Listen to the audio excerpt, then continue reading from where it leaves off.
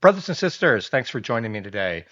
Hey, it's been a couple of days since the big blow up between Trump and Zelensky, and fallout from it is still raining down on all of us.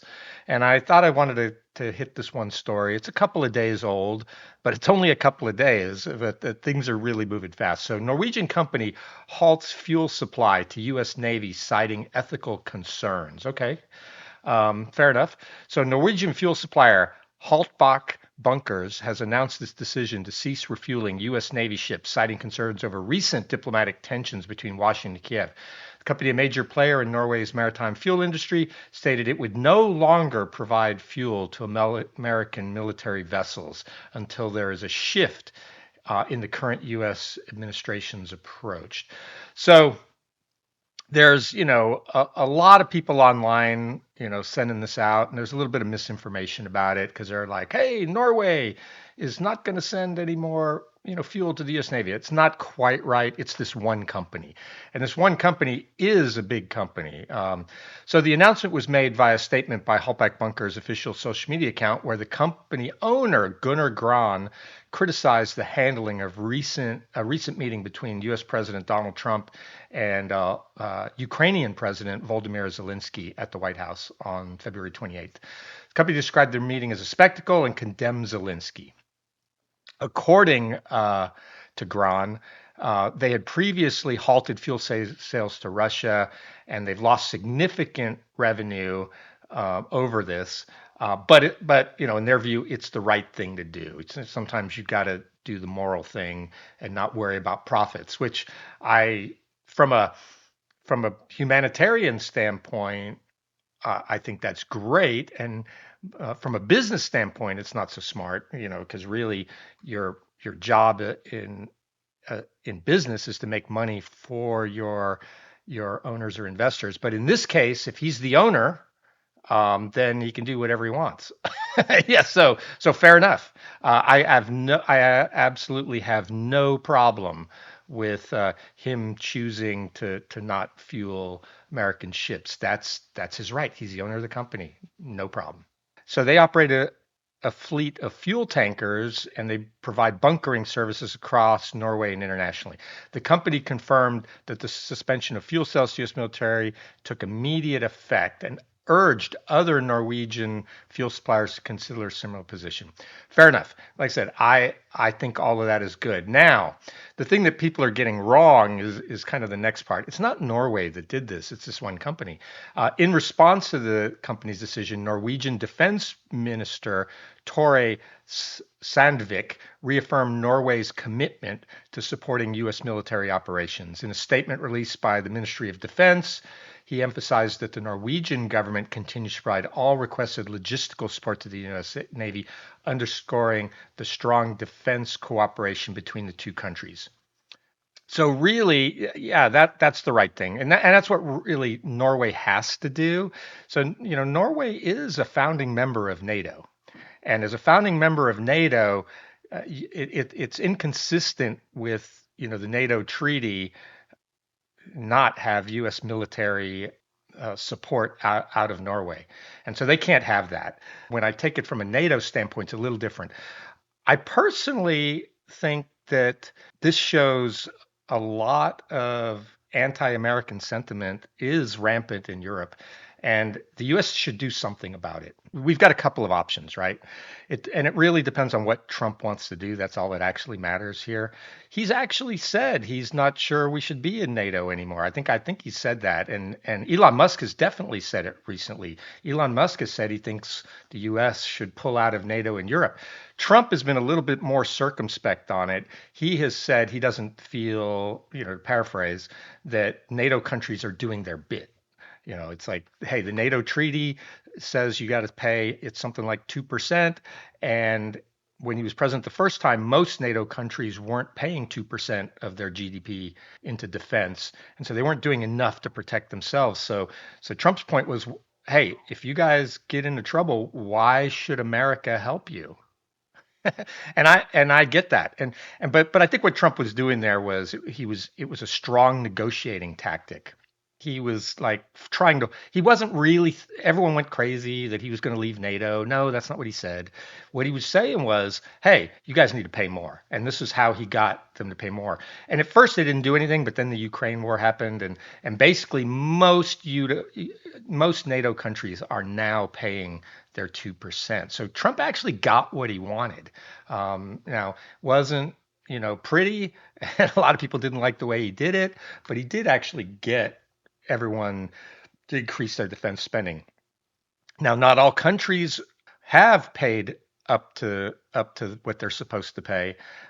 So if one of those countries gets into a military conflict, I'm not sure America should move under Article 5 of the NATO treaty and protect them. Hey, if you're not paying your dues to a club, why should the dues paying members let you in the club anymore? So, but then actually, I think I actually want to go further with the whole should the US leave NATO, or actually, should Europe leave NATO? I personally feel that NATO should actually not exist anymore. NATO, I think, probably should have been disbanded after the Berlin Wall fell because, without the USSR as an enemy, it wasn't really needed. And Russia was a mess. Russia wasn't a threat to anyone at that time. But the US decided to keep NATO because that allowed the US to have massive influence over Europe. And Europe went along with it because Europe could take the peace dividend and spend it on all of their other programs and spend that money on their people and try to get to net zero and waste a lot of money doing that and make all their people poorer. But I digress. It would be much better if Europe built up its armies and protected itself. It would be much better if the US would stop selling all these weapons to Europe. The US is the biggest arms dealer in the world. Trump is the biggest arms salesman in the world. Europe has to really do everything the US says because the US provides all the weapons and the security for Europe. That's not right. Europe should provide for its own security. So Eisenhower, when he left being president, he warned of the military industrial complex and the dangers of it. And we're seeing it today. I do believe that NATO is really not a defense organization. It's a way for American influence to be projected across the world. It's also a way for all of the American arms companies to make a lot of money. And as an American, I think that's great. But as a Scotsman, I think Europe ought to be doing that themselves and not have to be as reliant on America. And then, Trump's other option is if he doesn't want to mess with NATO at all, but he just really wants to play hardball and get everyone back in line, sure, he can just start saying that Norway doesn't want Americans there anymore. And he can go, yeah, fine. You know what? I'm just going to order the Navy to cancel all scheduled visits for Norway. And you know what? Maybe I'll do that for a few more countries that I need to get in line. And while I'm at it, we really need to focus on China. That's the real threat. It's not Russia to America.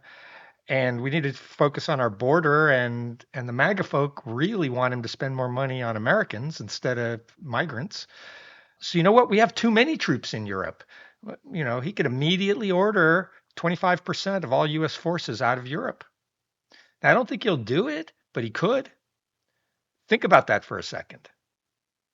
Europe would go apeshit if 25% of US troops pulled out.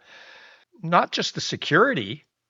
I actually grew up on a NATO base in Europe in the 70s.